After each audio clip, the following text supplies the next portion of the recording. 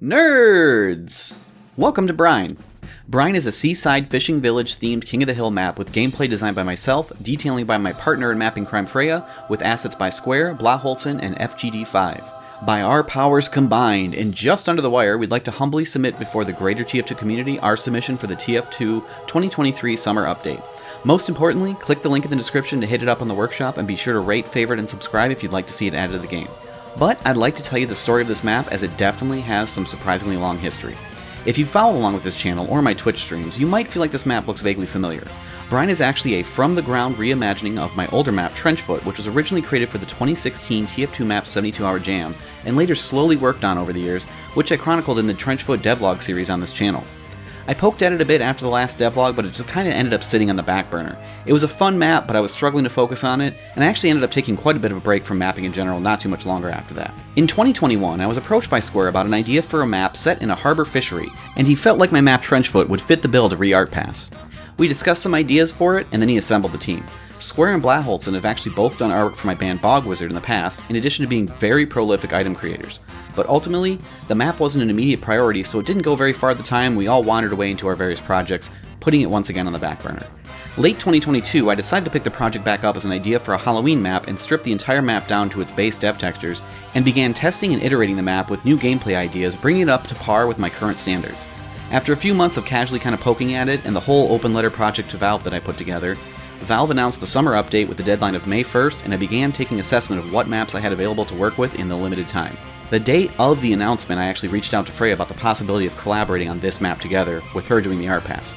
Freya, if you aren't familiar with her work somehow at this point, is the creator of Suijin and Moss Rock, which are currently in game, plus you may know her from Sulphur, Farmstead, as well as my partner on Shore Leave and Oasis. I also did a mapper interview with her from about 5 years ago that's worth checking out if you haven't yet. Having worked together so much in the past and having always appreciated her work, I had a feeling she'd be up for the task, and luckily she was looking for a project herself as well. After some planning, we determined that although it would be cutting it close, that she could art past Brine and we could finalize the map with help from the original team assembled for it before the May 1st deadline. With a bit of concept art from Square and only a little bit of rage at my sloppy brushwork, Freya cranked out an absolutely incredible art pass in record time, including this beautiful 3D skybox. She put together an incredibly realistic space that has a ton of character and atmosphere. She absolutely nailed the intended mood of the map, blowing away all of our expectations. I'm extremely lucky to get to have her detail so many of my gameplay spaces, as she always knocks it out of the park.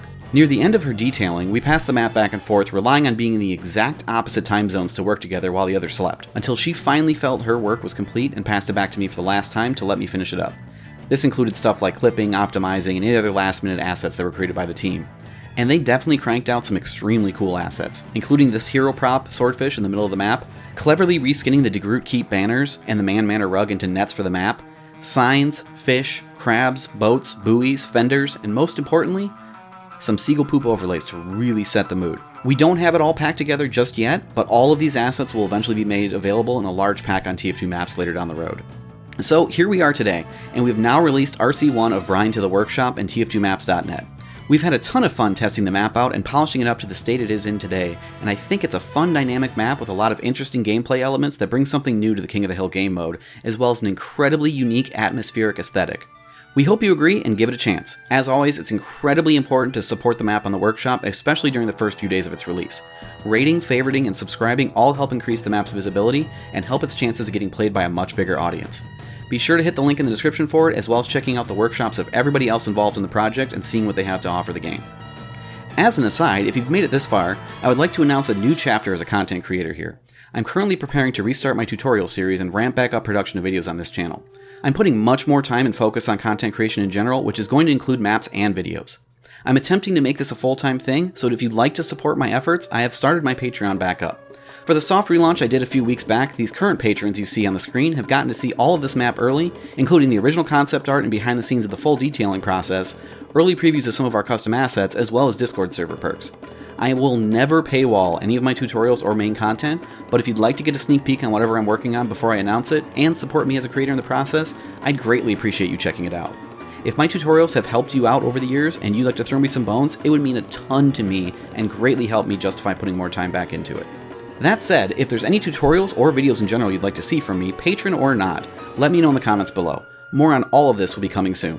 Again, if you haven't joined my Discord server yet, we've been doing near-weekly map tests and game nights lately, and if you join the Discord, you'll be the first to hear about them when they start. Thanks for all your support. Again, be sure to check out the map in the workshop and vote if you'd like to see it added in the game, and I'll see you in the next video.